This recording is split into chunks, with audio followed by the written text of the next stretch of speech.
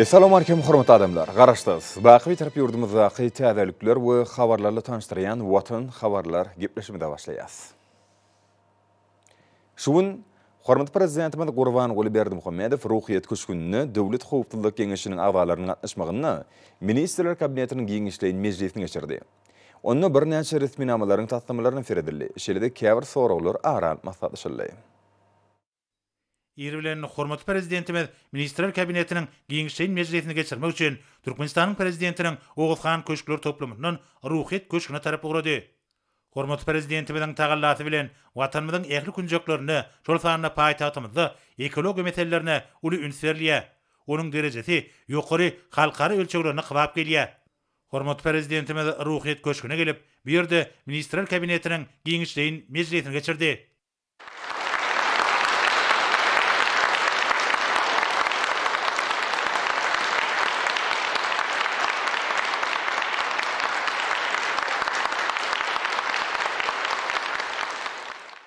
Salam hormatly Minister Kabinetining agzalary. Salam hormatly Döwlet Howpsuzlyk Geňeşiniň agzalary. 5 gün Döwlet Howpsuzlyk Geňeşiniň agzalarynyň gatnaşmagyna Minister Kabinetining giňişleýin mejlisine geçirýär. Meclis taýýarlanan resminamalaryň taslamalaryna sereder, şereme käwren beýleki soraglar aral maslahatlaşar. Hormatly prezidentimiz mejlisiň gün tertibine geçip, ilki bilen Ministrler Kabinetiniň başlygynyň ornatary Berdimuhammedow söz berdi. Vice-premier ýurdumyzda ýaşanyş işini ösdürmek, raýatlara hemde ýuridik taraplara ýokary hilli ýaşanyş hyzmatlaryny etmek, şonuň ýalyna degişli kadrlaryň hukuknamalaryny kämilleşdirmek boýunça durmuşa geçirilen çeýreler barada hasabat berdi. Şoň bilen baglykda hormatly prezidentimiziň garamagyna harby gullukçylary, harby ýygnançyklara çağırılan raýatlary we içeri işleri idaralarynyň işgärlerini hökmany döwlet şahsy ýaşandyrmagyň we olara ýaşanyş pul meşrutyny tölemegiň tertibini tasdiklamak hakyndaky kararyň tasdiklamasy götürildi. Resminama harby gullukçylaryň hukuky ýakynna, harby borçluk we harby gulluk hakyndaky Türkmenistanyň içeri işleri idaralary hakyndaky ýaşanyş hakyndaky Türkmenistanyň kanunlaryna hemde beýleki kadraşdyrjy hukuknamalaryna laýyklykda işlenip taýýarlandy. Tertipde ýaşanyş pul meşrutyny tölemegiň düzgünleri, şonuň ýalyna ýaşanyş töleginiň meşrutlary kesgitlendi. Bu tertibiň tasdiklamasynda adalgalar, talaplar we hökmany ýaşanyşy degişli harby we hukuk goraýjylar täze kanunçyga laýyk getirildi. Hökmany döwlet ýaşandyrmasy boýunça harby gullukçylary ýaşanyş pullaryny tölemekde degişli namalary resmileşdirmegiň tertibi ýönekleşdirildi. Ýaşanyş halatlaryny kesgitlemek şertleri has anyk beýan edildi. Şeýlegem ýaşanyş pullaryny tölemegiň usullary kämilleşdirilip, pul meşrutlary artdyryldy. Hormatly prezidentimiz hatabat dinlep, ýaşandyrmanyň jemgyýetçilik durmuşynyň ykdysady, hukuk hemde durmuş gurulmalarynyn aýrylmaz bölegdigini, onuň aýry-aýry raýatlaryň, guramalaryň we tutuş jemgyýetiň beýikliklerini täsir edýänini beledi. Milli liderimiz bu ýolgamdaky elektriýan wezipelerini çekip, ýaşanyşy döwlet tarapyndan düzgünleşdirmegiň bir zaý edilmeginiň hemde ýaşanyş babatdaky işleri gözegçiligiň zerurdygyny beledi. Hormatly prezidentimiz harby gullukçylary, harby ýygnançyklara çağırılan raýatlary we içeri işleri idaralarynyň işgärlerini hökmany döwlet şahsy ýaşandyrmagyň we olara ýaşanyş pul meşrutyny tölemegiň tertibini tasdiklamak hakyndaky karary gol çekip, vice-premieri bir resminamanyň düzgünleriniň takyk bir zaý edilişini gözegçilikde taklamagy tapşyrdy. Soňra Ministrler Kabinetiniň başlygynyň ornatary Abdurrahmanow ýalňyç energetika toplamynaky işleriň ýagdaýy hemde nefti gaýtan işleýän senaty kämilleşdirmek boýunça alınıp bolýan işler we urduş ulak meşrutly iş meýilnamalarynyň taýýarlanyşy barada hasabat berdi.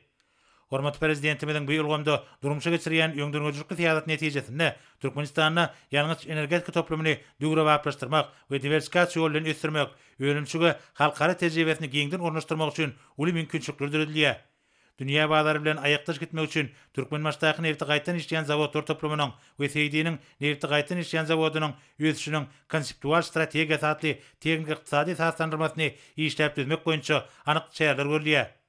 Şoň bilen baglykda daşary kompaniýalarynyň gatnaşmagyna geçirilen degişli halkara beýaslaşynyň netijeleri barada maglumat berildi. İşlenip taýýarlanýan teknik ykdysady sahaslandyrmalara laýyklykda Türkmenbaşdaky nefti gaýtan işleýän zawodlar toplamynyň hemde Seýdiň nefti gaýtan işleýän zawodynyň mümkinçiliklerini we ösüşiniň geljekki gurularyny kesgitlemek hereket eden tehnologik desgalary kämilleşdirmek, dünya bazarlaryna uly bildirilýän nevit ýönümläriniň öňülüşiniň maksat laýyklygyny kesitlemek meýilleşdirilýär.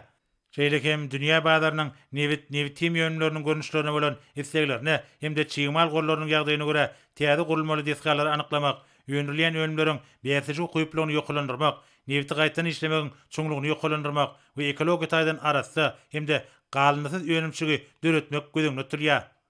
Hormatly prezidentime de hatap etdiňler, ýurdumyzda diversifikatsiýalaşdyrmak, maýy goýulmalar çekmek, ygtybarly daşa ýurt hyzmatdaşlary bilen gatnaşyklary giňeltmek arkaly ýalňyç energetika toplamynyň ösdürmegine uly üns berilýänini bellädi.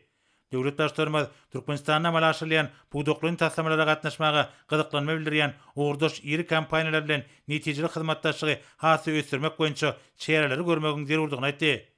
Hormatly prezidentimiz nevti gaýtan işleýän senagatda öňdürilýän bäsiji goýuply ýokary hilli ekologik taýdan arasy önümleriň görnüşlerini giňeltmekde häzirki zaman tehnologiýalaryny işin ulanmagyň möhümdigi barada aýdyp, vice-premier bu ýurda toplumlaryň işleri dowam etmegi tapşyrdy. Soňra Ministrler Kabinetiniň başlygynyň ornatary Urar Gelliýew gözegçi diýen gollarnaky işleriň ýagdaýy hemde daş gurşoň goralmagyny we ýurdumyzyň ekologik ýabadançylygyny üpsetmek boýunça döwlet strategiýasynyň durmuşa geçirilişi barada hatabat berdi. Vice-premier tebigy serişleri rejeli ulanmak, ösümlik we haýwanat dünýäsini baýlaşdyrmak hemde türkmen tebigatyny aýyl saklamak boýunça geçirilýän giňerimli işler barada aýdyp, hormatly prezidentimiň garamagyna Türkmenistanyna 2020-nji ýylda baý ekmek hakyna kararyň taslamasyny ýöderledi. Resmi nama laýyklykda şu ýyl ministrlikler, buýdaklyň durmuş idaralary, vilayatleriň hemde Aşgabat şäheriniň häkimlikleri tarapyndan taýýaly, pürli, meýweli baglaryň we üzümiň 3 million düýbini ekmek meýilleşdirilýär. Şeýlekem vice-premier ýokary hadyr ýetişdirmek babatda obaglyk önümlerini öňüzleriň işiniň netijelerini ýoklandyrmak boýunça görülýän çäreler barada hatabat berdi. Şoň bilen baglykda hormatly prezidentimiň garamagyna obaglyk we daşky şowy goramak ministrligi tarapyndan haşeratlara garşy görüşmek, bugdoýy, şalyny, gowçany we beýleki obaglyk wekillerini biýankeşlerden goramak üçin zerur bolan himiki serişleriniň satyn alınmagyny gözüňde tutýan kararyň taslamasyny ýöderledi. Hormatly prezidentime de hatap etdiňler, daş gurşow goramagyň, tebigaty aýawly garamagyň, onuň gözelligini we baýlyklaryny geljekki nesiller üçin saklamagyň döwlet ýasatynyň ileri türýän urudygyny belledi. Milli hemde äklimum derejede ekologiýa ýabadançylygyny üpsetmek maksady bilen ýurdumyzda toplumlaryň we uzak möhletliğin milli tokoy maksatnamasy üstünlikli durmuşa geçirilýär. Ondan senagat düzüminiň uly kommunikasiýa urgamynyň okun resmegi, şäherleriň we täze ilatly ýerleriň döremegi bilen baglykda ýaşyl zowlaklaryň we tokoýlaryň döredilmegi gözüňde tutulýar.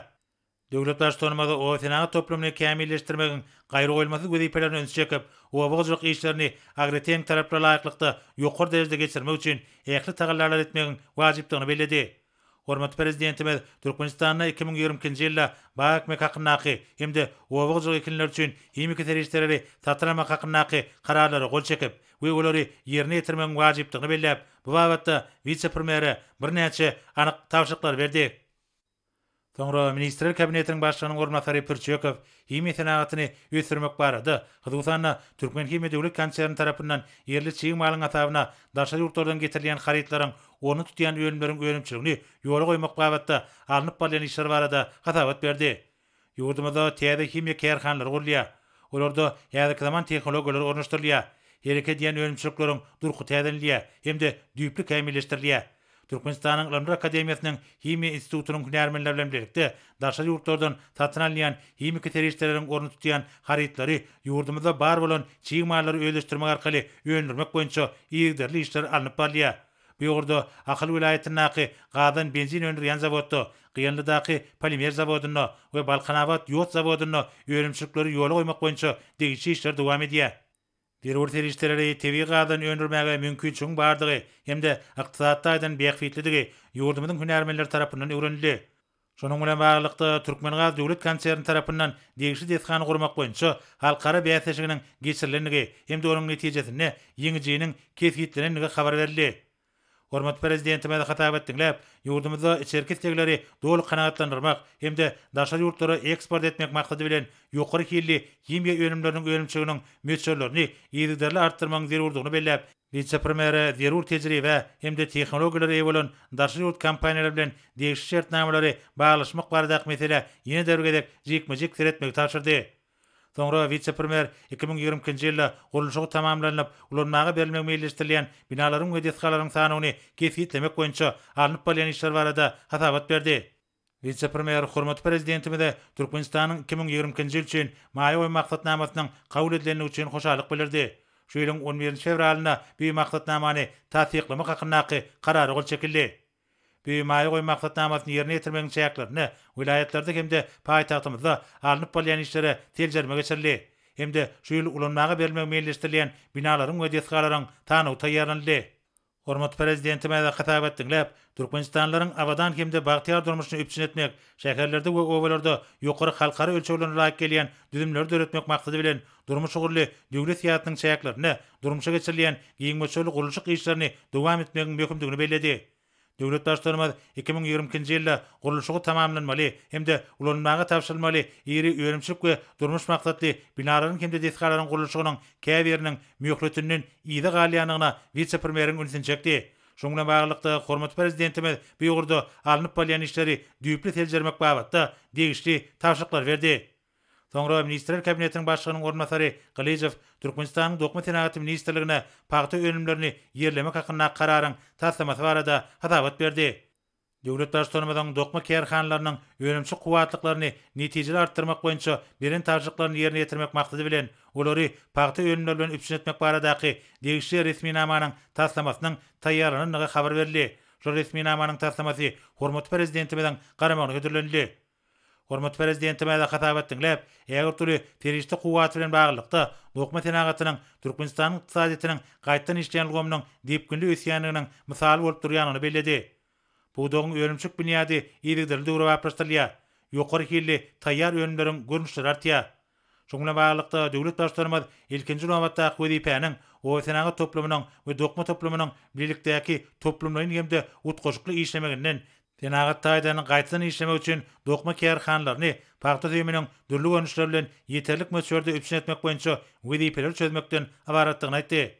Hormat prezidentime de ýurdumyzda öndürilýän dokma önümleriniň halkary hil ölçeglerini hemde ekologik howpsuzlygyny gybap gelmegine, ýylatyň mögzümliğin isleglerinden uguralyp, içerki bazarın isleginiň öwrenilmegine, ýegneşik we beýle karytlaryň önümçüklerini işläp dilmäge we işe girdmäge aýratyn üns berilmeligini bellädi. Hormat prezidentime de hödürlenen karara gol çekip, degişli ol başlara resminamada kesitlenen wezipeleriň ýakytynyň ýerine getirişini gözükçülükde taklamak tapşyrdy. Soňra Ministrler Kabinetiniň başlygynyň ornatary Mehmedowa halkara dinalar gününe nasibetli bayramçyk dawlaryny geçirmäge görülýän taýýarlyk barada hasabat berdi. 1-2 martda Tewdat Tenagat arasynda bagtyarlyk bakarynyň şekilleniş sunutyna wasbatly halkara maslahatyny we serwisini geçirmek boýunça gurumçylyk işleri alınıp barlýar. Büyük halkara forumna ýurdumyzyň dürejik işgärleri bilen bir katarda daşary ýurtlaryň meşhur suratkeşleriniň dürejik intelligensiýasynyň wekilleriniň sanly gomarkaly gatnaşmagy gözüňde tutilýar. Halkara dinalar günü nasibetli dürli bayramçyk dawralaryny geçirmek meýilleşdirilýär. Hormat prezidentime de hatap etdiňler, ýurdumyzda mehrem enelere we gelin gyzlara tüý sürekden hormatyň nişanyny bilen ajaýyp bahar bayramynyň ähmetini bellädi. Milli liderimiz ata-babalarymyzyň dinanlary hemişe uly hormat sarpa goýanyny bellädi. Olar mukaddeslik hökümini mehriban enelere we paly ýan ýoldaşlara, süýgüli uýalarymyza uly sarpa goýupdyr we bu ajaýyp däbi öz nesillerine geçiripdir. Bugün Türkmenistanyna dinanlaryň erkin we bagtyar durmuşda ýaşamagy, netijeli zähmet çekmegi, hemme tarapdan bilimli bolmagy, göňül isleýän hünär bilen meşgullanmagy hemde hakyky watançylaryň neslini terbiýelemek üçin ähli şertler döredildi. Döwlet başlarymyza dinanlarymyzyň tutunýarly zähmet çekip, ýurdumyzda ýaýbanlandyrylan giňerimli özgertmelere tallamly goşunt goşýanlyklaryny aýtdy. Şoňla baglykda hormat prezidentimiz döwletimiz tarapyndan ýurdumyzda uly hormat sarpadan peýdalanýan dinanlar babatda hemişe alada ediljekdigini, olaryň bagtly bolmak üçin ähli şertleriň dürediljekdigini, olaryň zähmetiniň we hukuklarynyň hemme tarapdan goruljakdygyny aýtdy.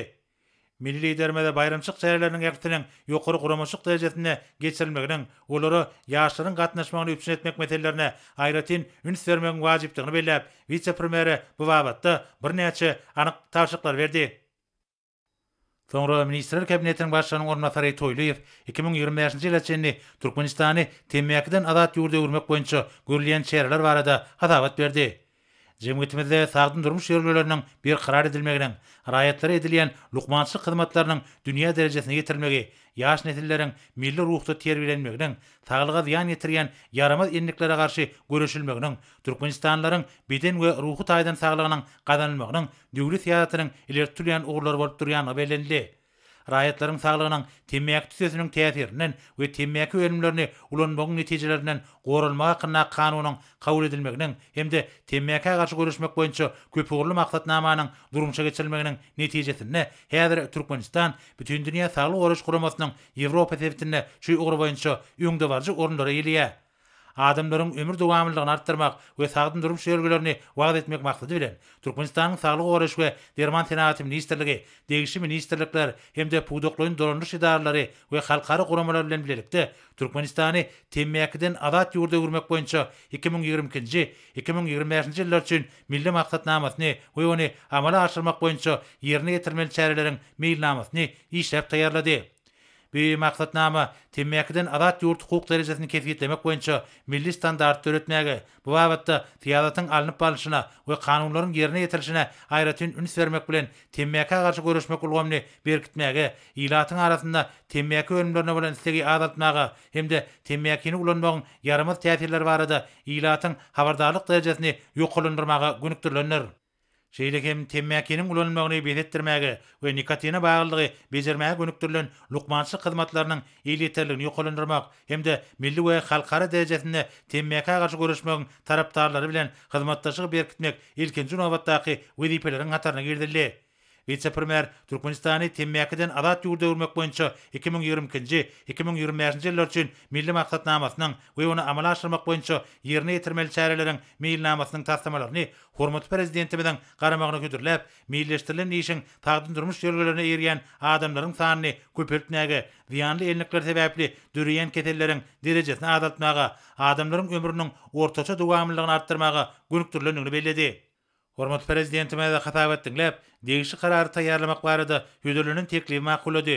Hemde ýylat arasynda tagdyn durmuş ýerlerini wagt etmek we giňden ornaşdyrmak, taglyga ziýanly, hyzgysanyna temmäki ulanmak enliklerine garşy göreşmek boýunça işleri hem iş alyp barmagyň wajypdygyna üns çekdi. Türkmenistany temmäkiden azat ýurda görmek orunyna ýöňde goýulan baş maksadyň günnün güni taglygy berkitmäge hyzmat etjekdigi diýmek, raýatlarymyzyň abadançylygyny potrandyrjakdygy bellenildi. Yaramaz enliklerden ýüze gurmak gadymdan bäri beden we ruhy taýdan sagdynlyga aýratyn ähmet beren ata-babalarymyzyň şöhraty däplerini dowam etmek, häzirki türkmen jemgyýetinde tagdyn durmuş ýerleriniň esasy ugurlaryny bir karar etmek, köpçülikden beden terbiýesi agaldyş hereketini we sporty ösdürmek boýunça ýurdumyzda alınıp barýan giňerimli işleriň aýrylmaz bölegidir. Häzir ýurdumyz temmäkiä garşy ählimumy hereketiň ençeme ugurlary boýunça öňde barçy hökümne çykyş edýär. Hemde dünýäde temmäkiden azat çäkleri giňeltmek boýunça işleri münasip goşuntyny goşmaga çalyşyp, temmäkiniň ulanmagyna garşy netijeli işleri alyp barýar.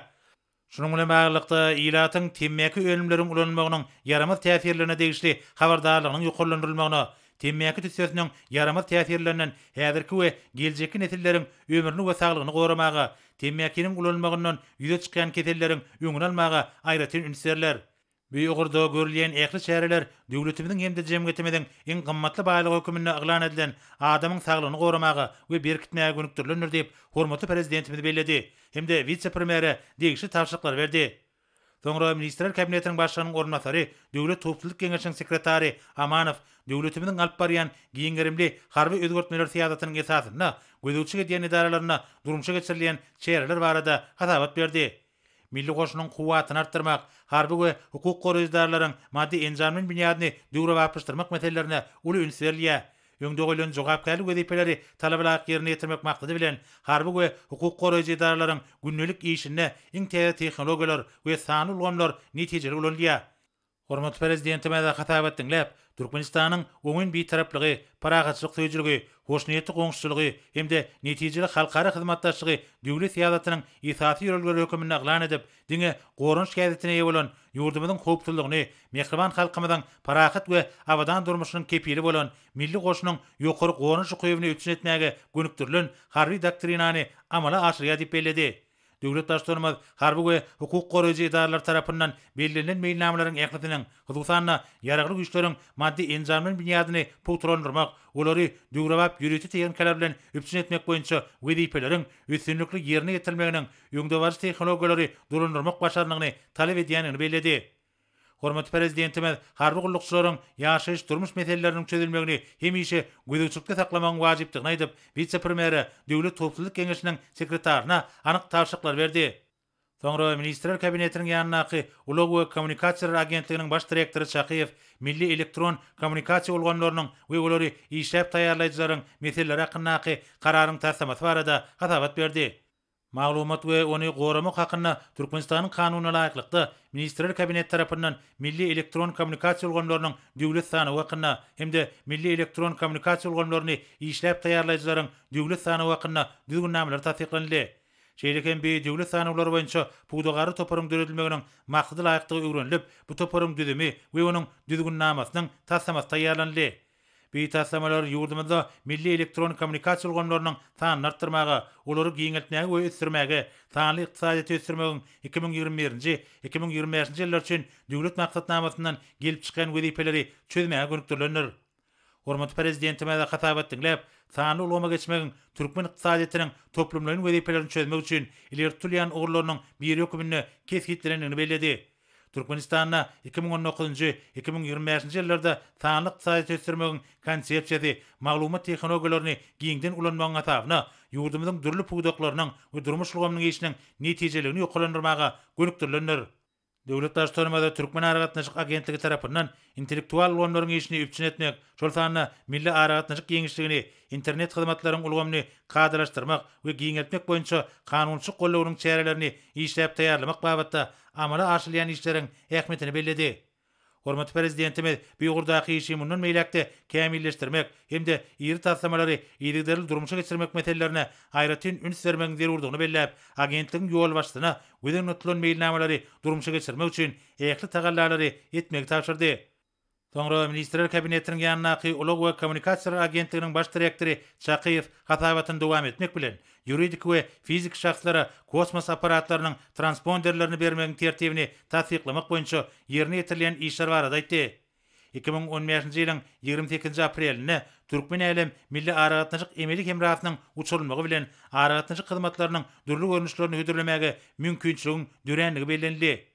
Kosmos işi bilen bagly hukuk, guramaçyk we ykdysady gatnaşyklary düzgünleşdirmek maksady bilen kosmos işi hakynda Türkmenistanyň kanunyna laýyklykda Ministrler Kabinetiniň ýanynaky Ulug we Kommunikasiýalar Agentligi tarapyndan bellikler we teklipler nazara alınıp, agdalan resmi namanyň tassamasy taýýarlandy.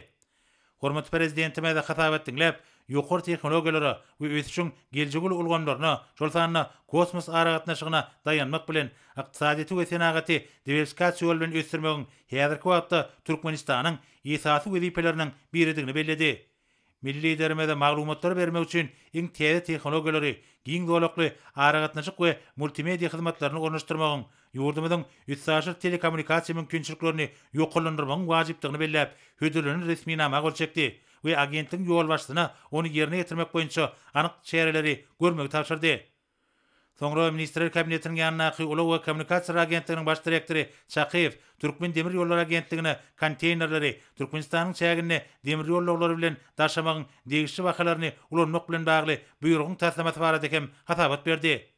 Demir ýollary arkaly daşalýan üstsaşy ýükleriň möçürini artdyrmak maksady bilen Hatay, Gazagystan, Türkmenistan, Iran ugry boýunça konteyner gatnawlary üçin bäsişige ukyply narhlaryň kesgitlenip, bäsişige ukyply logistika şertleriniň düzüldýäni bellenildi. Şoňla baglykda hormatly prezidentimiň garamagyna konteynerleri daşamak üçin ýeňillikli narhlaryň ulanmagyny kadraşdyrýan degişli resmi namanyň tasdiklamasy götürildi.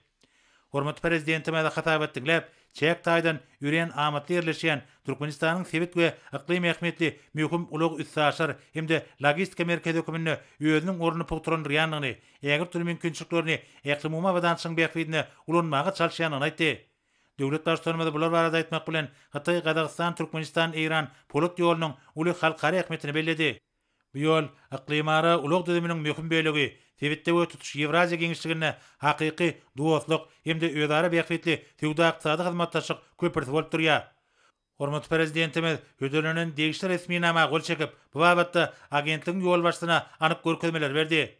Hemde daşar ýurtly hyzmatdaşlar bilen tejribe we peýdali innowasion işläp taýýarlamalar alşmagyň möhümdigini belledi we bu gurdak meseleleriň äktini bir gözükçülükde taklamagy tapşyrdy. Soňra Türkmenistanyň Milli Geňeşiniň mejlisiniň başlygy Mehmedow milli kanunçylygy mundan meýlekde kämilleşdirmek boýunça alınıp bolan işler barada maglumat berdi. Milli Geňeşiň halk maslahatynyň mejlisinde deputatlaryň öňüne goýulan wezipeleri durmuşa geçirmek hemde şu ýyl möhüm syýasy wakany guramaçykly amala aşyrmak maksady bilen degişli işler alınıp barlýar. Döwlet maksatnamalarynyň hukuk üçinçiligi, milli kanunçy gulgamny kämilleşdirmek boýunça işler ýygyderli amala aşyrylýar. Ministerliklerden hemde buýdaklaryň dolanyş idaralarynyň gelip goýşan teklipleriň etatyna hukuk tertibini berkitmek, raýatlaryň hukuklaryny hemde adatlyklaryny goramak, tenagat, aragatnyş gulgamlarynyň işi, milli gymmatlyklarymyzy gorap taklamak, migrasiýa meselelerini kämilleşdirmek bilen baglanşykly kanunlaryň tasdimlaryny taýýarlamak hemde hereket edýän kanunlara döwrüň taramly laýyklykda üýtgetmeleri we goşmaçylar gezmek bilen bagly işler dowam edýär. Halkyň arkadagy zamanaty ýylyna ýurdumyzda halkara dinanlar günni munasip garşylamagy taýýarlyk görülýär. Mejlisiň deputatlary ýurdumyzyň syýasy partiýalar we jemgyýetçilik birleşikleri bilen birlikde bir karar döwletiň täze ýamynyň galkynçy Türkmenistany 2020-2050 ýyllarda durmuş ykdysadyny ösdürmegiň milli maksatnamasyny ara alyp maslahatlaşmaga gatnaşdylar. Şonuň ýaly düşünürüş wagt käýfiýetli çäreler geçirýärler. Hormat prezidentime de mejlisiň deputatlarynyň Milli Geňeşiň halk maslahatynyň mejlisinde kabul edilen bir karar döwletiň täze ýamynyň galkynçy Türkmenistany 2020-2050 ýyllarda durmuş ykdysadyny ösdürmegiň milli maksatnamasynyň we beýleki möhüm çözgütleriň mazmunyny we ähmiýetini giň köpçüligi düşündirmek boýunça işleriň işleňleşdirilmeligini belledi. Şoň bilen baglykda milli liderimiz ýurdumyzyň parlamentiniň ýaşar syýasatyny durmuşa geçirmek boýunça işleriniň möhümdigini aýdyp, ösüp gelýän ýaş nesliň ruhy ahlak terbiyesiniň meselelerine aýratyn üns çekdi. Soňra Milli Geňeşiň halk maslahatynyň başlygynyň ornatary Babaýew ýurdumyzyň hukuk bunyadyny kämilleşdirmek boýunça geçirilýän toplumlaryň işler barada maglumat berdi. Ola Milli Geňeşiň halk maslahatynyň 11-nji ýylda geçirilen mejlisiniň taryhy ähmiýetini, onuň ýurdumyzyň jemgyýetçilik syýasy durmuşyna ýylýan wajyp orny belläp, kabul edilen çözgütleriň döwletimizi mundan meýlekde demokratiýalaşdyrmagy, onuň özüç ýolu bilen öňe ilerlemegine ýardam berjekdigini anan bildirdi. Amma milli forumda garalan meseleler döwlet başlarymyzyň öňe süren teklipleri giň jemgyýetçiligiň gatnaşmagyna ýerlerde ara alyp maslahatlaşyly we seljerli halk maslahaty bir işleri geçirmekde guramaçylyk usuliýet hemde utgoşduruş kömegini berdi. Halk maslahatynyň agdalary mejlise kabul edilen milli maksatnamany, onuň taryhy çözgütlerini giňden wagt etmek maksady bilen puwdaklaryň düzümlerde jemgyýetçilik guramalaryna kärhanlarda duşuklar we maslahatlar geçirýärler. Köpçüliklerin habar berişleri işlerine çykyş edýärler. Hormat prezidentimiz demokratik ýörelgeleri pogtalandyrmak hemde halkara derejesinde öňe sürilýän başlangyçlary öňe ilerletmek işini parlamentarlaryň goşandyryň möhümdigini belledi. Şonda döwlet başlarymyz ýurdumyzy hemme tarapdan üstünlikli ösdürmäge hemde halkymyzyň hal ýagdaýyny ýokalandyrmaga gönükdirilen ilkinji nowatda wezipeleri çözmek maksady bilen ýerine ýetirýän häkimiýetiň ýerli idaralary, jemgyýetçilik birleşikleri ilat bilen hemişe aragatnyşyk saklamagyň zerurdygyny aýtdy. Döwlet başlarymyz kanun çykarjyk babatda tejribeleriniň alşylmagyna, halkara jemgyýetçiligini Türkmenistanyň taryhy tejribesi hemde döwleti demokratik hukuk taýdan ösdürmek ýoluna gadanan üstünlikler bilen tanışdyrmaga ýardam edýän halkara hyzmatdaşlygyny we parlamentary gatnaşyklaryny hasy giňeltmegiň zerurdygyny aýtdy. Soňra Ministrler Kabinetiniň başlygynyň ornatary, Daşary işler ministri Mehmedow Türkmenistanyň daşar syýasat ugrunun täze konsepsiýasynyň işlenip taýýarlanmagy baradaky mesele boýunça hasabat berdi. Vice-premier hormat prezidentimiziň başlangyjy bilen 2009-njy ýylda ýurdumyzyň diplomatik işgärleriniň günüň döredilip, her ýylyň 18 fevralyna bellenýänini aýtmak bilen Türkmenistanyň diplomatik gullugynyň ähli işgärleriniň adyndan döwlet başlarymyzy bir bayramçylyk bilen gutlady hemde iň öňüt arzuwlaryny aýtdy. Milli liderimizden köp ýyllyk maksady gönükdirilen tagallarlar netijesinde Türkmenistanyň diplomatik gullugynyň işi hil taýdan täze häýetde boldy. Hormat prezidentimiziň fermanlaryny we kararlaryna laýyklykda biziň ýurdumyzyň beýleki döwletlerde bir näçe diplomatik wekilhanlary we konsulluk idaralary açyldy. Häzirki gün daşar ýurtlarda Türkmenistanyň 40 sany diplomatik wekilhanlary we konsulluk idaralary işleýär. Şeýle hem ýurdumyzyň elçileri 15 sany halkara guramasynda watanymyza wekilçilik edýärler. Döwlet başçylarymyzyň ýol başlygyna we gönden-göne gollamagyna diplomatik işgärler taýýarlamak üçin güýçli we netijeli ulgam berildi. 2008-nji ýylyň martynda Daşary işler ministrliginiň halkara gatnaşyklary instituty berildi. Şonuň binýadyna 4 sany ýürütülişdirilen merkez açyldy. Ýokary okuw mekdebiniň düzüminde ýaş diplomatlaryň mekdebem perek edýär.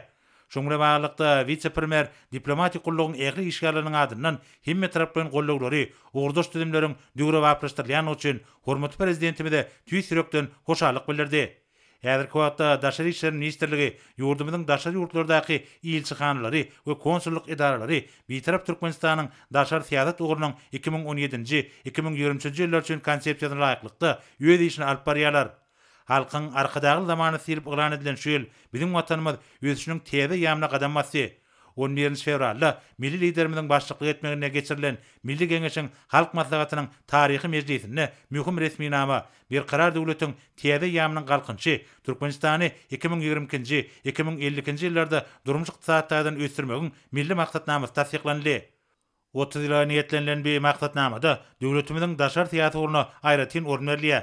Hyzgysana bir strategik resmi nama ilertülýän 5 sany ugurlary paragatçylyk we howpsuzlyk üçin etmek, ýurdumyzyň bir taraplygyny dünýä giňişligine ösdürmek we ilerletmek, daşary ykdysady gatnaşyklary okuny giňeltmek we diversifikatsiýalaşdyrmak, durnukly ösüşe hemme taraplaryň ýardam bermek, halkara gatnaşyklaryň has insanperwer bolmagyna, olary ýokary ahlak we adalet standartlaryny ornaşdyrmaga ýardam bermek ugurlaryny öz içine alýar. Şundan uğralanyp Türkmenistan 2020-2050 ýyllarda durmuş ykdysatdan ösdürmegiň milli maksatnamasynyň esasyna Türkmenistanyň daşary syýasat ugurunyň täze konsepsiýasyny işläp düzmek boýunça işe başlamak teklip edilýär.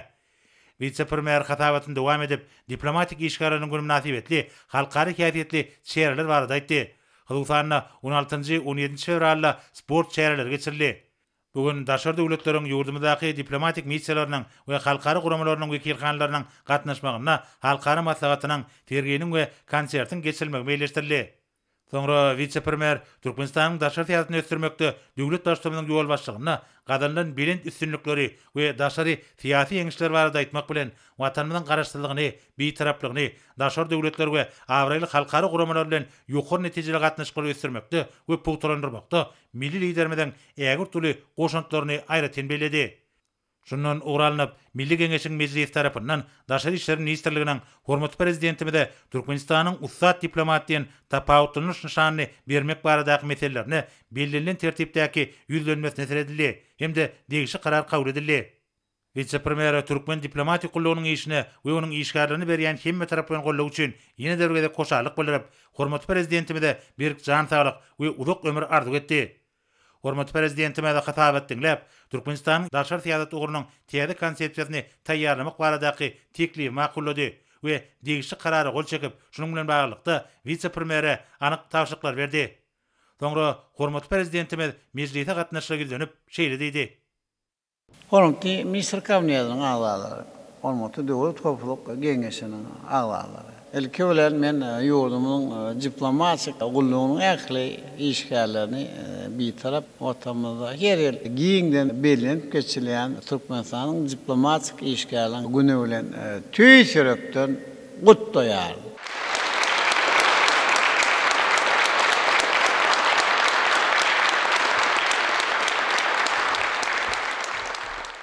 Hormatly adamlar, ýa-da watandaşlar. Bir karar döwletiň parahatçylyk, tüýjüligi, hoşnetli goňşuçylygy, açyk gapylar syýasatyna hemde gyzyklanma bilen daşary ýurtda hyzmatdaşlar bilen deň hukukly we ýollara bähbetlik hem gatnaşyklary esaslanýan daşary syýasy ugry durmuşa geçirilýär. Ana ata-watan hem alyp barýan daşary syýasatynyň baş ugry ähli umumy parahatçylyk.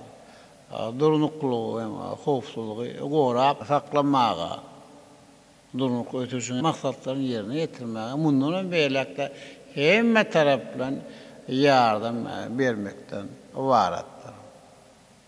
Garaşly bir tarap Türkmenistanyň milli mähfiýetlerini, halkara gatnaşyklary ulgamyna münasip, üçüneden hem goraýan, ýurdumyň hem diplomatik gullugyň işgärleri öňde goýlanmy bilen wezipelleri talabalar yerine getirme uğruna yağda otur ve döröcülükli vehme çekerler.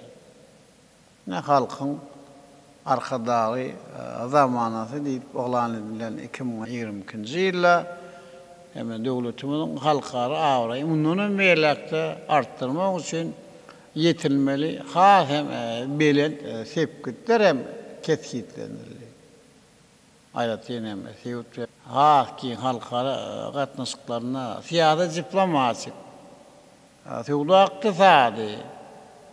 Ve hem meden tanıtıyorlar. Oğullar oğanca hılmattaşı hem tarafdan östürmeye diplomatik işgalin hem münafik koşuktuğunu hem bir ananiyar.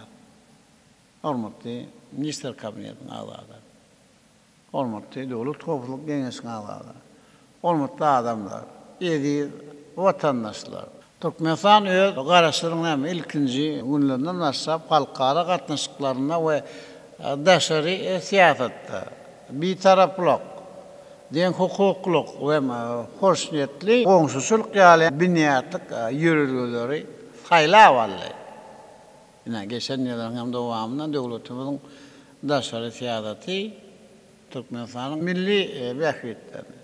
Birleşmiş Milletler Kurulmasının esas koyucu maksatlarına doğru layık emeğilerinin iş yüzünde subut etti. Türkmenistan'ın hemşirelik bir tarafının Birleşmiş Milletler Kurulmasının baş asambleyasının yürütü kararnamaları ile iki ikrar edilmeyi mühim ayının suutnaması. Aşağıda Birleşmiş Milletler Kurulmasının merkez adıcı öňnarş diplomatiyası boýunça Sowet Amerikanyň açylmagy we on Türkmenistanyň hökümeti bilen netijeli işlemek hem bir tarapdan parakaçylygy döredici güýjüniň aýraty ähmetini giýiňden açyk görýär. Ýurdumyzyň halkara ähmetli hem tekliplerini we ähli mumy ýa-da ýa bolan ve öňe sürülen Birleşmiş Milletler Kurulmasynyň baş asambleyasi tarapyndan parakaçylyk, howpsuzlyk we donukly ötüşül gomuna möhüm kararnamalaryň uly toplumy kabul edildi. Bu bolsa döwletimiň baýly gurama bilen strategik hem hyzmatlaryň netijeli hem ýa-da ýedeňini aňlady. Bizne ýa-ni ýakyna halkara gatnaşyklaryň täze filosofiýasy hökmünde dialog, paragaçylyk, kefilatly hem başlanýyş bilen çykyş etdik. Giň mazmuny bir teklip dünýä Birleşik tarapyndan doly gollanylýar. Bu bolsa bir taraplyň miýdemez ýürügleriniň dünýä ýurtlaryň arasynda paragaçylyk we ananşmak medeniýetiniň hem has kämilleşmegine de itergeme berýäniňne şaýatly edýär.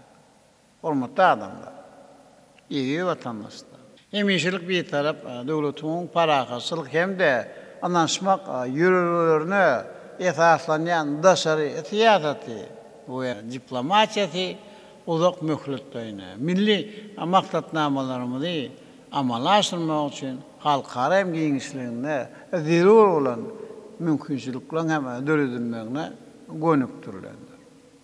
Bu wagt döwletler hem hökümetler derejelerde siýasy, diplomatik, halkara hukuk we sowda ykdysady geňeşmelerin netijeli gurarlaryny işe ýerelmekde ýurdumyzyň diplomatik hem gullugyna uly talaplar bildirilýär. Men ýurdumyzyň milli bähwitlerini hemme tarapdan goramakda we halkara gatnaşyklary ulgamyndaky belent hem awraýyny arttırmakda döwletimiziň diplomatik gullugynyň öňüne goýulan möhüm hem wazifeleri ýokary derejede ýerine ýetirjekdiňi hem bir ananýar. Hormatly adamlar, edi vatandaşlar.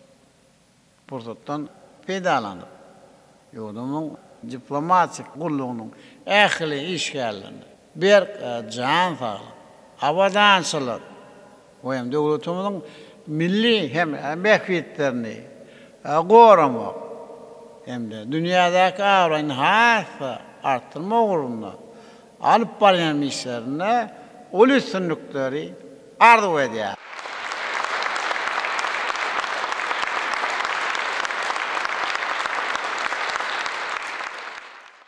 Hormatly Minister Kabinetining a'zolari, hormatly Dowlat Hukuk Kengesiniň a'zolari. Biz Minister Kabinetining Giňişliň mejlisinde bir näçe soraglary seretdik. Hukuklary hem ötkürmäge gönükdiren hem käbir resmi namalary kabul etdi. Şonundan Minister Kabinetining Giňişliň mejlisini geçirip gutorýar. Men esasyň her ýerine berip jan saglygy, maşgala we dançylygyny ve alıp barayan işlerinizde bununla meylaktem ol üstünlükleri arzu ediyor. Sağ olun.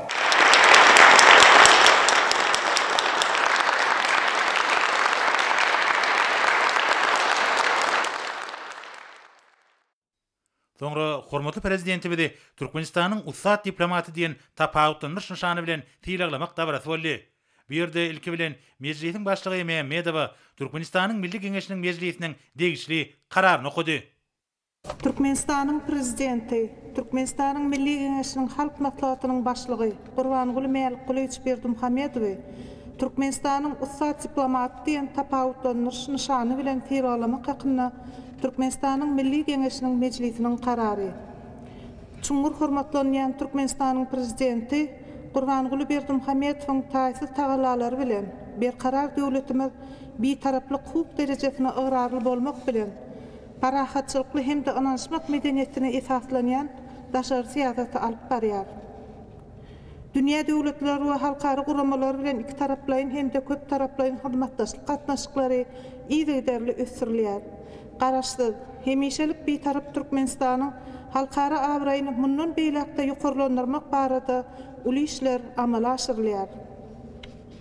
Türkmenistanyň garaşsyzlygyny we hemişelik bir taraplaryny berkitmekde, ýurdumyzyň daşary ýurt döwletleri we halkary guramalary bilen gatnaşyklaryny ösürmekde hem de putalandyrmakda, parahatçylyk, süýjülik we hoşniýetli daşary siýasatyny amala aşyrmakda, Türkmenistanyň döwlet behbetlerini goramakda, döwletimiziň dünýädäki halkary awraýyny hassa benende götürmekde, goşan uly şahsy goşandyny, Türkmenistanyň diplomatik gullugynyň işini mundan beýlekde kämilleşdirmek boýunça döwlet işini bitiren uly hyzmatlaryny nazara almak bilen şeýle hem Türkmenistanyň diplomatik işlerleriniň güni münasibetli Türkmenistanyň Milli Geňeşiniň mejlisi karar edýär.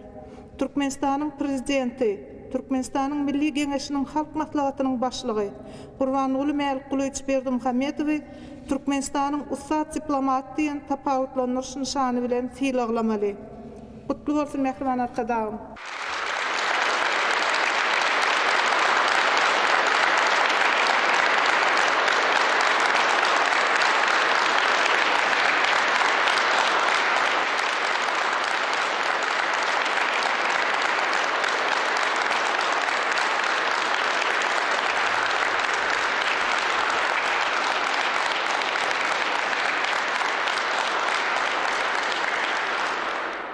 Hormatly adamlar idi, vatandaşlar meni Türkmenistanyň ussat diplomaty diýen tapawutlanýyş nyşany bilen tiýlaglanan üçin siň ähliňize minnetdarlyk bildirýär.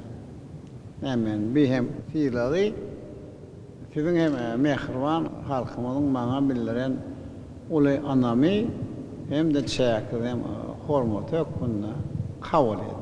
Yendirede, ähliňize köp sag bolun, minnetdar.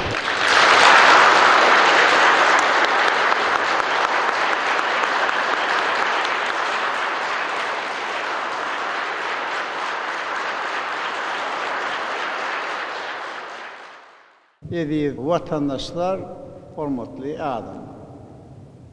Menine yendir hem hatawymy tamamlanyň barada hem size aýtmak isleýär.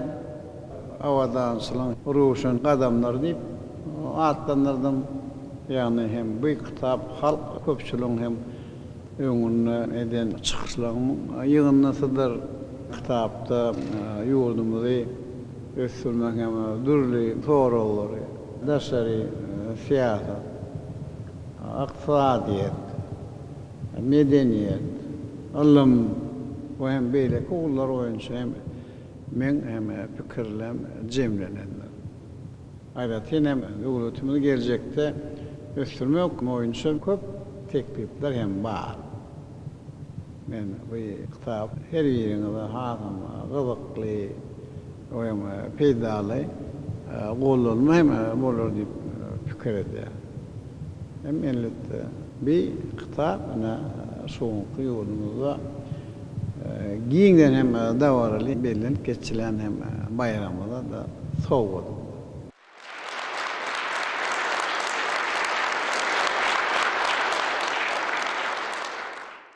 Şoňa fakna da Meredov men size kitapmy gowşurýan gelin alın başystyr. Galaňyz bolsa şoňky çäreden soň alarsyňyz.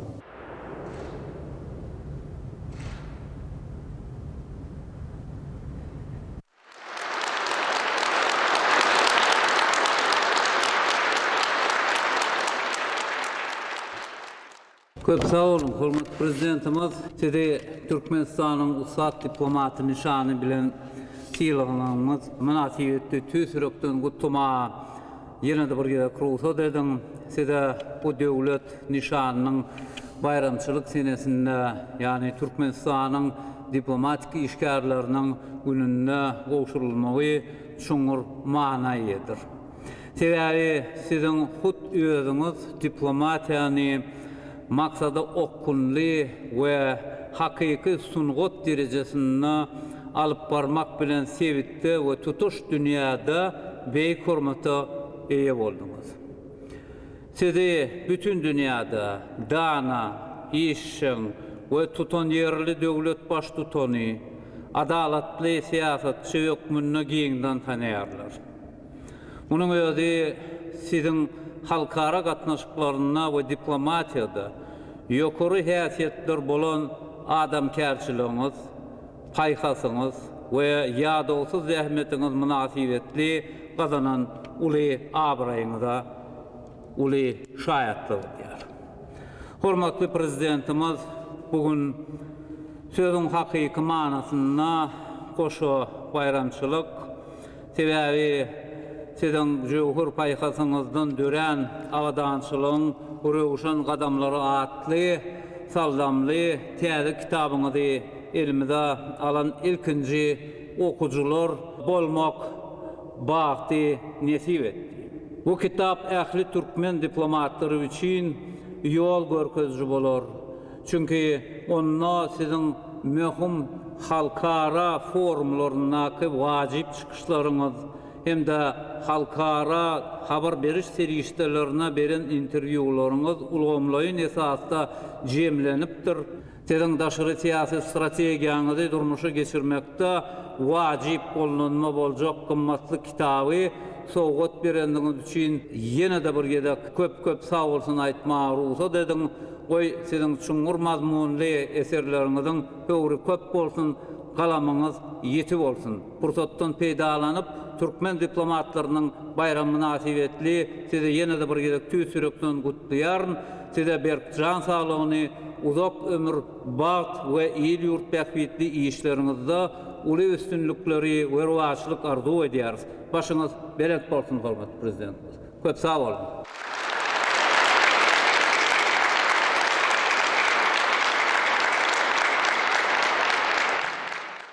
Hormatly adamlar, ediýär vatandaşlar, men ýendirek sizin ähliňizi bununa ýurdumyzda giňden bellenilýän Türkmenistanyň diplomatik işgäriniň günü bilen gutlaýan.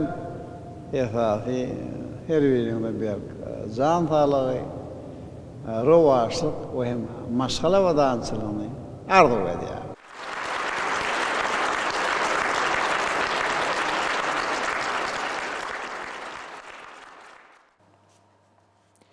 Ýene bolsa Türkmenistanyň prezidentini gol çeken resmi namalar bilen tanış edýäs.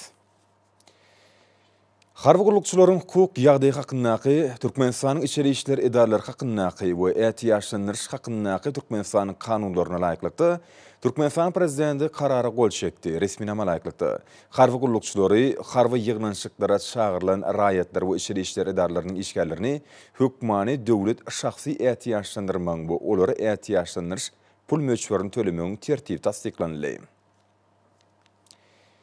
Berkarar döwletiň täze ýamynyň galkynç döwründe ýurdy bagy bostanlygy öwürmek, onuň gözel tebigatyny hasam banaşdyrmak, şeýle-de Türkmenistanyň milli tokoy maksatnamasyny üstünlikli durmuşa geçirmek maksat bilen Türkmenistanyň prezidenti karara gol çekdi. Resminama laýyklykda Türkmenistan 2022-nji ýylda saýaly pürli miweli baglaryň özümiň şol sanyny ministrlikler we podoklyň dolandyryş edarlaryna, Aşgabat şäheriniň häkimligine we beýleki edarlara 1,5 million düýp nahalynyň, welaýatlaryň häkimliklerine 1,5 million düýp nahalynyň ekilmegini üpçün etmek tawşyryldy. Ministrlikler, podoklyň dolandyryş edarlary, welaýatlaryň hemde Aşgabat şäheriniň häkimlikleri miweli bag we üzüm nahallarynyň aýratyn keskitlenen ýer böleklerini görnüşler boýunça ekilmegini, hemde ekilen saýaly pürli miweli bag we üzüm nahallarynyň damjalaýan usuly suwarylmagyny üpçün etmäge borçly edildi. Resminama bilen Owa Hujulyk we Daşky Gurşa Gorumak ministrligine degişli ministrlikleri, podoklyň dolandyryş edarlaryny, welaýatlaryň Aşgabat şäheriniň häkimliklerini ýeterlik mukdarda üzüm we 3 ýyllyk bag nahallary bilen üpçün etmek, şeýle-de olaryň ekilişini we ýygyk edilişini gözegçilik etmek tawşyryldy. Berkarar döwletiň täze ýamynyň galkynçy döwründe ýurdumyzyň Owa Hujulygyna alınıp barlayan özgörtmeler üstünlikli amalanşyrmak, Owa Hujulyk önümlerini öňürjüleriň ýerden ýokary hasyl öňürmek ugruna alyp barýan işleriniň netijeligini ýokurandyrmak, hemde Owa Hujulyk ekinlerini keselerden we ziýankeşlerden goramak maksady bilen Türkmenistan prezidenti karara gol çekdi. Resminama laýyklykda Owa Hujulyk we Daşky Gurşa Gorumak ministrligine 2022-nji ýylyň hasyl üçin ekilen buğdaýyň 2 ülüşli haşolotlaryny, ziýankeşlerini haşolotlaryny hemde 2022-nji ýylyň paxta hasyl üçin ekiljek owaçanyň toxumyny keselere garşy dermanlamakda. Şeýle-de çekirtke ziýankeşine garşy ulanjak himik serişleri satyn almak barada daşary kompaniýalar bilen şertnamalar baglaşmak ýar berildi. Dokma Senaty ministrliginiň kärhanlarynyň önümçilik kuwatlyklaryny netijeli peýdalanmak maksady bilen Türkmenistan prezidenti karara gol çekdi. Resminama laýyklykda Owa Hujulyk we Daşky Gurşa Gorumak ministrligine Türkmenistanyň döwlet ätiýaşlyk gorunyň degişli meçhurdäki naq paxta süýmini, ýüpek paxta süýmini hemde ministrligi degişli naq paxta süýmini, ýüpek paxta süýmini we paxta üftüni, gysga süými Senat aýdan gaýtadan işlemek üçin Dokma Senaty ministrligine degişli bahalardan yerlemege ıhtiyar verildi. Kosmos iş hakyndaky Türkmenistanyň kanunyna laýyklykda ýuridik we fizik şahslara kosmos aparatlarynyň transponderlerini bermegi tertipleşdirmek maksady bilen Türkmenistanyň prezidenti karara gol çekdi. Resminama laýyklykda ýuridik we fizik şahslara kosmos aparatlarynyň transponderlerini bermegiň tertibi tasdiklandy. Beýtarap Türkmenistanyň daşary siýasatyny mundan beýlegem netijeli durmuşa geçirmek, ýurdumyzyň daşary ýurt döwletleri we halkara guramalar bilen gatnaşyklaryny ösdürmek hemde puwtalandyrmak. Birleşen Milletler Guramasynyň we beýleki halkara guramalarynyň şäherlerine kabul edilen ýeri meşhurlyk hemde uzak mökletli tasdymlaryň we maksatnamalaryň durmuşa geçirmegine işçiň gatnaşmak, Türkmenistanyň döwlet bäkwitlerini daşary ýurtlarda Türkmenistanyň raýatlaryna hemde ýuridik şahslaryň hukuklaryny we kanuny bäkwitlerini üpçün etmek maksady bilen Türkmenistanyň prezidenti karara gol çekdi. Resminama laýyklykda Daşary işler ministrligine berkarar döwletiň täze ýamynyň galkynşy Türkmenistan 2022-nji 2052-nji ýyllarda durmuş ykdysadyny ösdürmek milli maksatnamasynyň esasy ugurlaryny göz tutup 2022-nji ýylyň 1-nji iýunyna çeldi. Türkmenistanyň daşary siýasat ugurunyň 2023-nji 2030-njy ýyllar üçin konsepsiýasynyň tasdiqlamasy barada teklipler taýýarlamak. Adalet ministrligi bilen birlikde Türkmenistanyň diplomatik gullugynyň hukuk esaslaryny mundan beýlegem ösdürmek boýunça teklipler taýýarlamak we ministrler kabinetine bermek. Maliýe we ykdysadyýet ministrligi bilen birlikde Türkmenistanyň diplomatik gullugynyň düzümini döwrüp ösdürmek boýunça teklipler taýýarlamak tawşyryldy. Kararly laýyklykda Türkmenistanyň daşary siýasat ugurunyň 2023-nji 2030-njy ýyllar üçin konsepsiýasyny işläp taýýarlamak boýunça hökümet iş topar dördürli. Şeýle-de resminama bilen Türkmenistanyň daşary siýasat ugurunyň 2023-nji 2030-njy ýyllar üçin konsepsiýasyny işläp taýýarlamak boýunça hökümet iş toparynyň düzümi hemde bu iş topar hakyndaky düzgünnama tasdiklandy. Türkmenistan prezident buyruğu gol çekti. Resminama layklıkta Türkmenistan'ın şäginin demir yol ulagları bilen üssaşır daşalyan yüklerin muktarını arttırmak. Yurdumdan demir yol geçilgelerinin halkara gatnawlaryny bätişigi okuyuplygyny ýokurundyrmak maksady bilen Ministrler Kabinetiniň ýanyna Ulaw we Kommunikasiýalar Agentligining Türkmen Demir Ýolları Agentligiňi konteynerleri Türkmenistanyň şägini demir yol ulagları bilen daşymaň degişli bahalaryny 2022-nji ýylyň 1-nji martyndan 31-nji mayına şelli ulanmağa ıhtiyar verildi.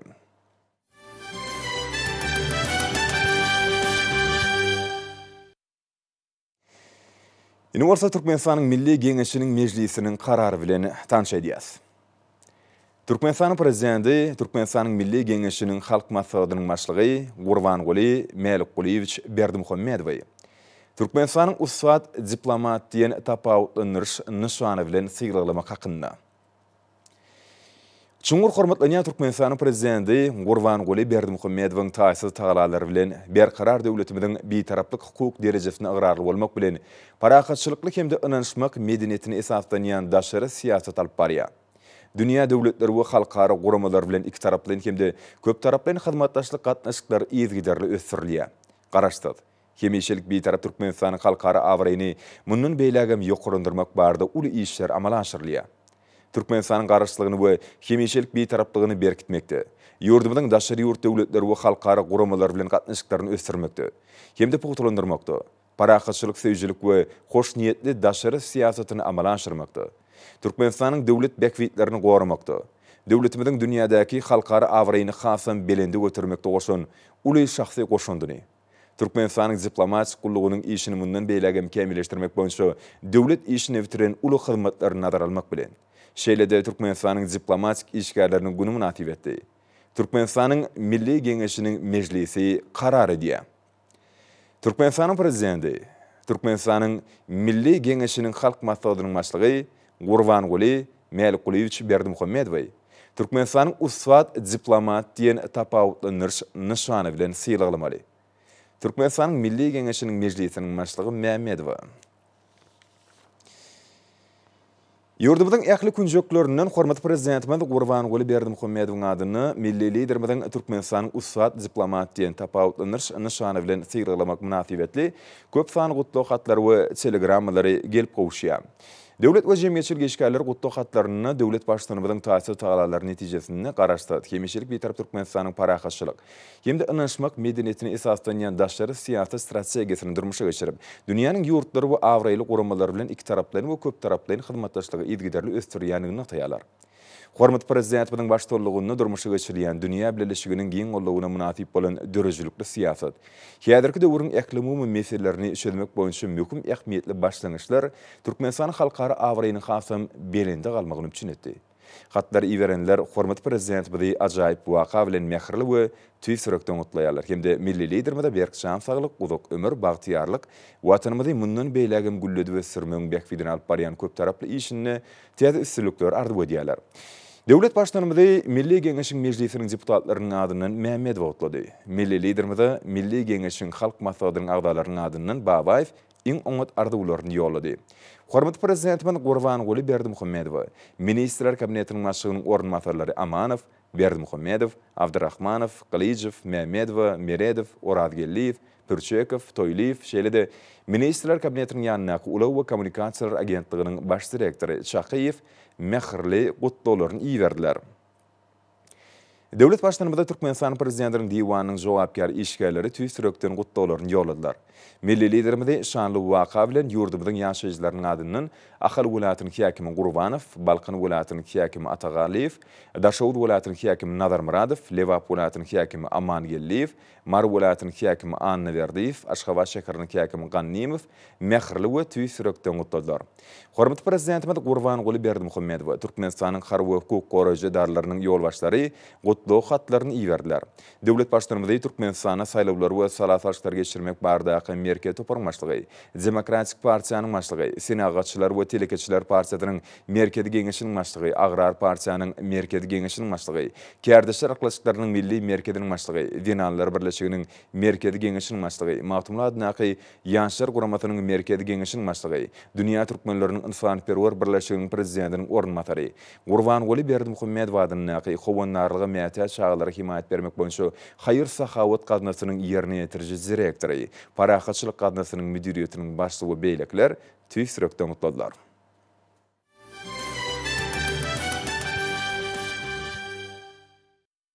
Şuun, ýurdumyzyň Daşary işler ministrliginiň Halkara gatnaşyklar institutynyň Türkmenistanyň diplomatik işgärleriniň gününe gawatlanyp, dialog parahatçylygyň kepilatly ilmi amal maksat geçirildi.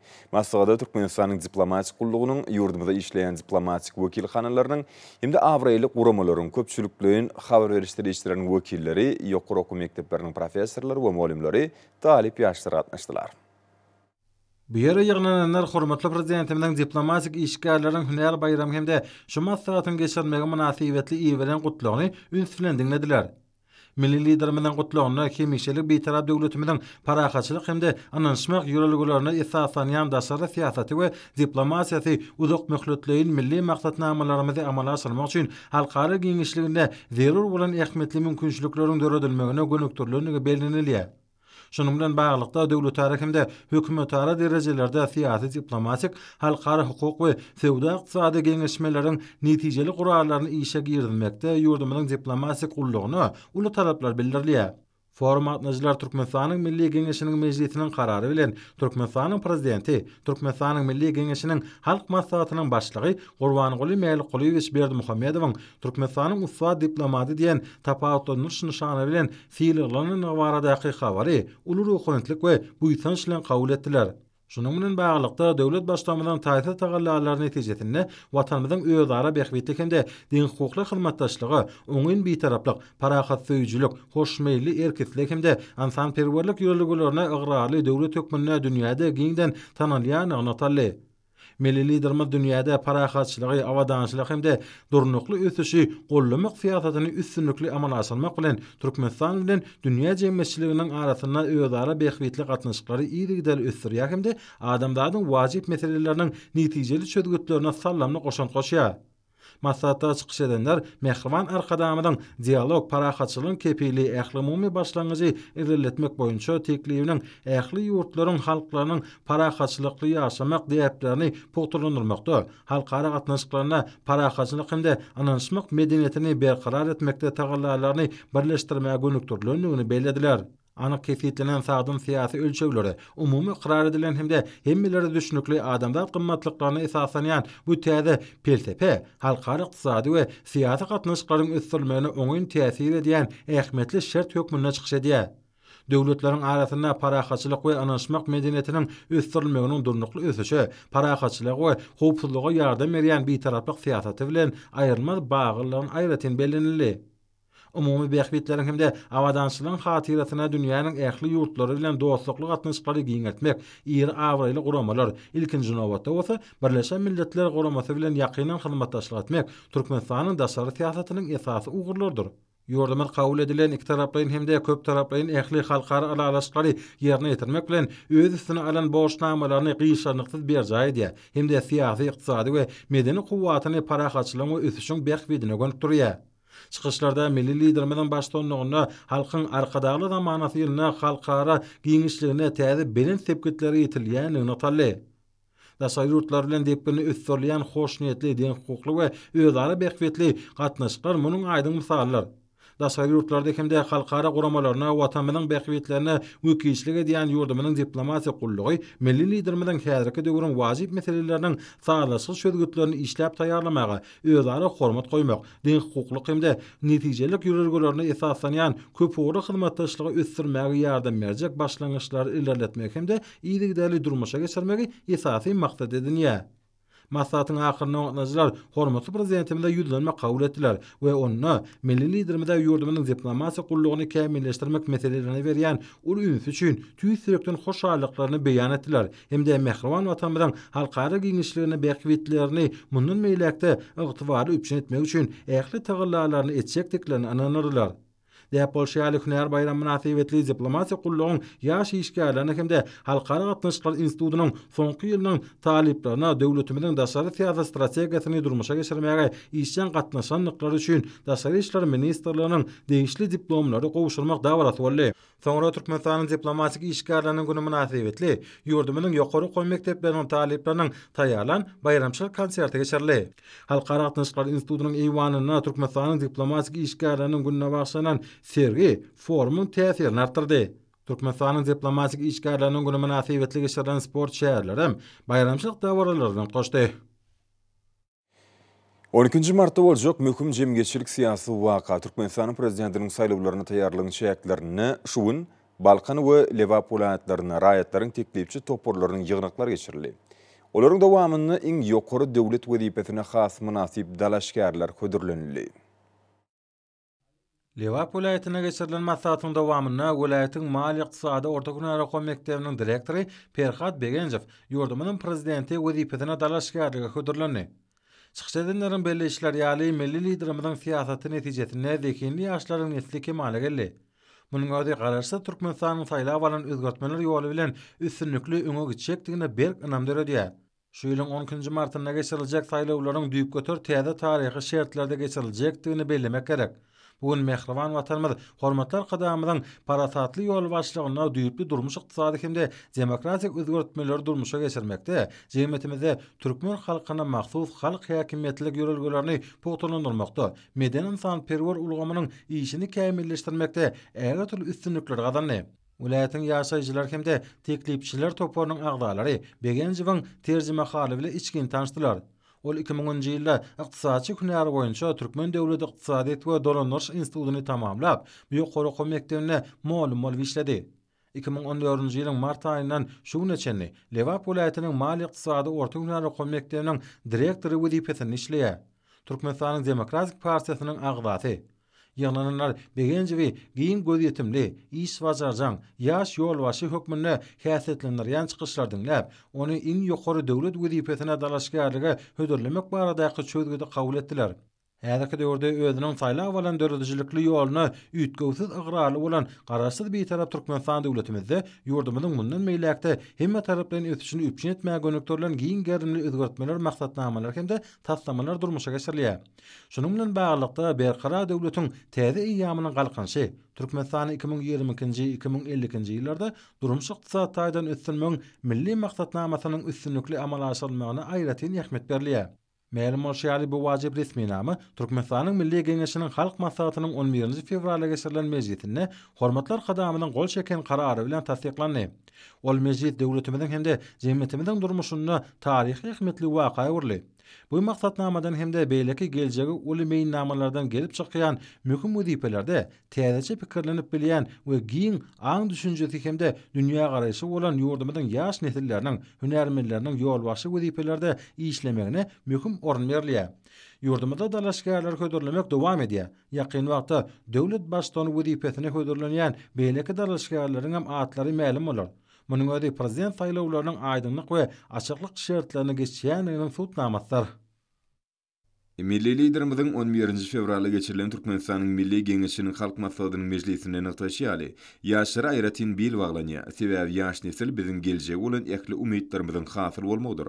Çünki öňde goýulan beýik maksatlar we wezipeler amal aşyrmak hemde ýurdumyzyň mundan beýleki ötüş ýoluny kesgitlemegi ýaşlar işçi gatnaşmalarlar.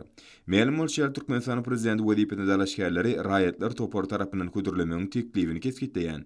Türkmenistanyň saýlaw kodeksiniň 46-njy maddesyna laýyklykda dalaşgär saýlawçylaryň 10.000-den az bolmadyk gol bilen gollanmalar.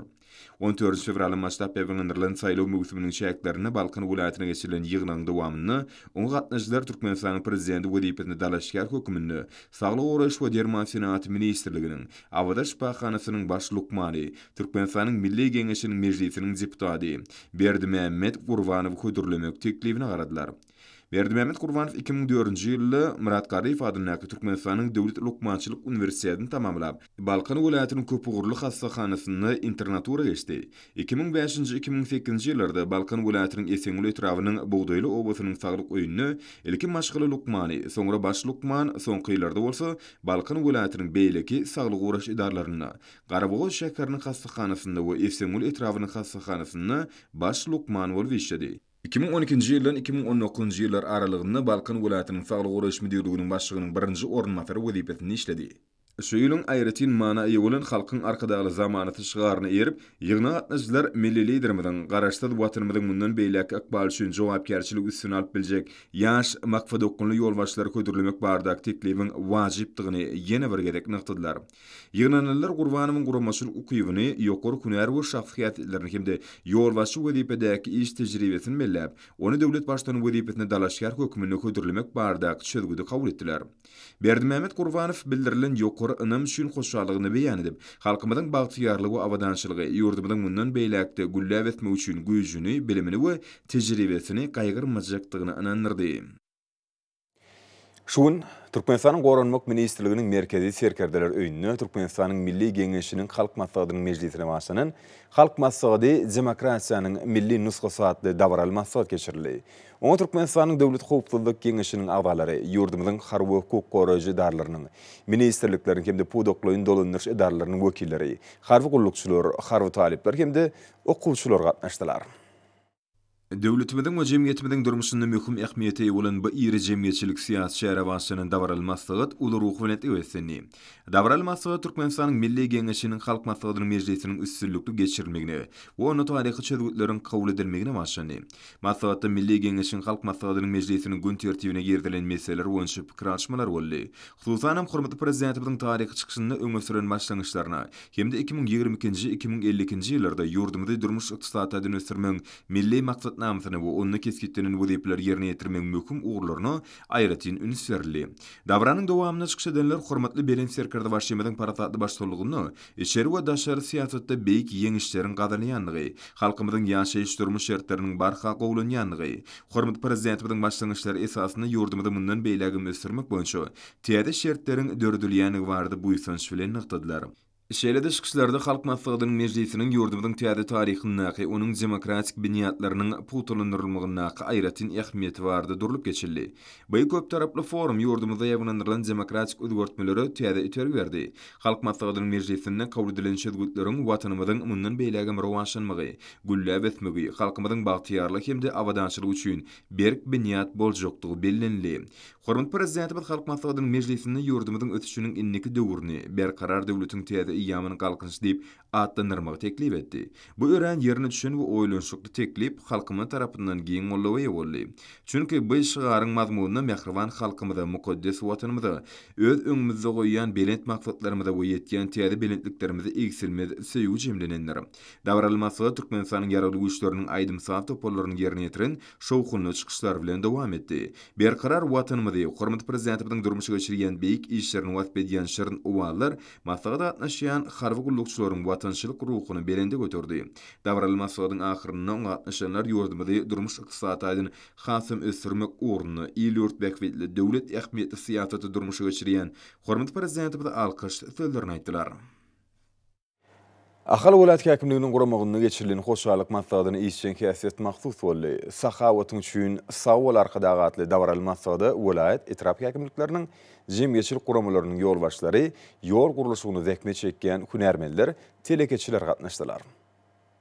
Ýokary teýlikli Aşgabat Türkmenawat awtobanynyň Nowotag tapurynyň gurulşygyna badala bermek üçin Uranny hormatly prezidentimiziň ýol ugry Akbogdoý etrawynyň çäklerini ekrançylyk meýdanlaryna alınıp barlayan işler bilen gyzyklanmagynyň şatlykly waka bolanlygy çykyşlarda aýratyn bellenildi. Häzirki döwürde daýhallaryň durmuşyna möhüm dowam edýär. Etrawyň ekrançylyk meýdanlaryna ýarlyk yer almanyň ekşine guramaçylyk girişildi. Şuwlar ähliyerde bolşýal etrawyň ekrançylyk meýdanlaryna ýad meýdan işleri batyl depgillerde alınıp barylýar. O hojalygynyň ösürilmegine hemişe uly üns berýänligi, pudokda ýokary netijeleriň gazanylmagyna ýardym edýänligi üçin hormatly prezidentimize hoşallyk sözleri aýdyldy.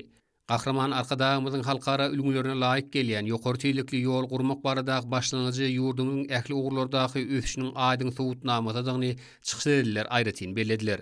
Bu ýoluň bir tapyrynyň ulanmaga berilip, nowatak tapyryna badalyga berilme ulu tasyr geçileler döretmegiň hemde ýurdumyň halk gojalyk toplumyna hususy ulgamyň ornunyň artmagynyň hemde sewit we ähli multimodal gatnawlar ulgamynyň goşuşmagynyň hasabyna watanymyzyň giýaksat kuwwatynyň doly peýdalanmak babatda döwlet başlanmanyň öňde goýan wezipeleriniň üstünlikli durmuşa geçirilýändiginiň nowatak aýdyň sowutnamasydyr. Şonuň üçin hoşallyk maslahatyna hormat prezidentimize alkyş sözleri beýan edildi. Hormat abinlerini bolsa ýurdumyň welaýatlaryny bu paýtagtymyz Aşgabatda 18 fevralda saat 20-den 19 fevralda saat 20-çe boljak howa barada Türkmenistanyň howa maglumaty gullugynyň berýän habar bilen tanışalım.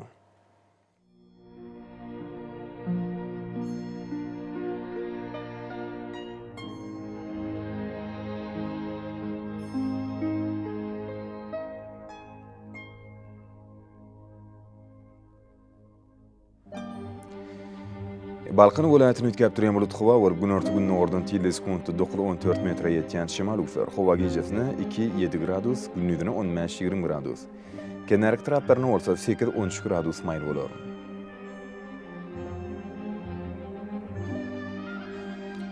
Akal welaýatyny ütkep durýan bulut howa we günüň ordan 9-14 metre ýetýän şemal ufer. Howa gecesine 1-6 gradus, gündüzine 15-20 gradus maýl bolar.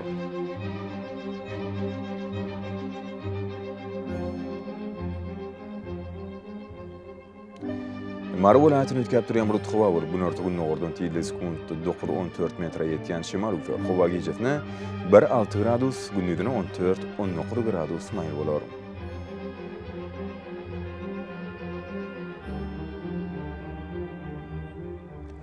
Leva welaýatyny ütkep durýan bulut howa we günorta günüň ordan 9-14 metre ýetýän şemal ufer. Howa gecesine 0-5 gradus şeýle maýl, gündüzine bolsa 13-18 gradus maýl bolar.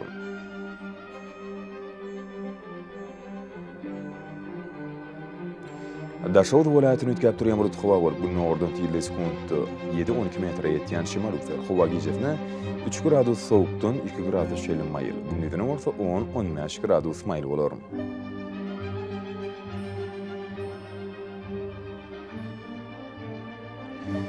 Paýtagtymyz Aşgabatda ütkep durýan bulut howa we günüň ordan 7-10 metre ýetýän şemal ufer. Howa gecesine 3-5 gradus, gündüzine 17-19 gradus maýl bolar.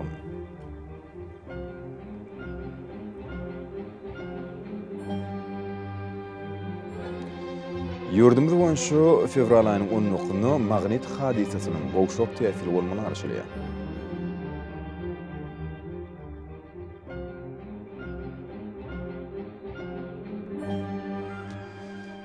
Edil watandaşlar, gaş pasyny günüň dowamyny howanyň derejesiniň ütkep durýanyny nazar alyp, pasylyň aýratynlyklaryna laýyklykda geýinmegi, şeldeki ýazarky wagtda howada tozan bölejikleriniň kadydan 5 göterim artmagy we howanyň akymynyň ütkümegi bilen baglanşykly, howa şertleriniň adamyň bedeni ýetirip biläjek oňaýsy täsirleriniň öňüni almak maksady bilen agyz burun örtügini ulanmakla maksat berýär. Howpsuz bolan 2 metr araçagy berja etmek, elleri arasynda saklamak zerurdur. Mehriban ileşler. Bulary berk berja etseňiz, ýylyň istenik pasyny öz saglamyny gorap bilersiňiz. Mehriban adamlar, şunun bilen watan habarlary gepleşigimizi jemleýäs. Berqarar döwletiň täze ýamynyň galkynşy döwrüni ata watanymyz Türkmenistan ýakly wagtlarda tüçeretsenýär. Ähli tüşüň özünni bolsa halkyň bähbidi. Çünki biziň ýurdumyzda döwlet adam düşünür. Hoş sağ olun arkadaşlar.